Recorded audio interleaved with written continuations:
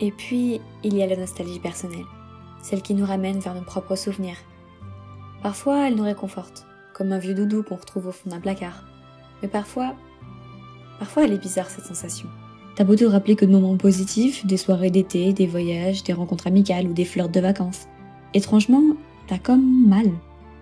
Plutôt que de te concentrer sur le fait que c'était des bons moments, tu vas te focaliser sur des occasions manquées, sur le fait que ces souvenirs sont passés, que tu ne peux plus les revivre. Ou alors que pour beaucoup d'entre eux, ils concernent des gens qui ne font plus partie de ta vie. Mais la nostalgie la plus subtile, la plus insidieuse, c'est celle d'un passé qu'on n'a jamais vécu. Ce désir pour des choses qui ne sont jamais arrivées, pour des vies qu'on n'a jamais menées. On se construit des images de ce qui aurait pu être des réalités alternatives. Et ces désirs insatisfaits, lorsqu'ils sont trop forts et persistants, peuvent devenir des chaînes invisibles. C'est la nostalgie de l'absolu. La nostalgie est plutôt positive si elle t'aide à avancer, à supporter des situations et à agir, alors qu'elle te fera plutôt du mal si au contraire elle te bloque et te fait basculer dans la tristesse d'une vie qui ne te correspond pas.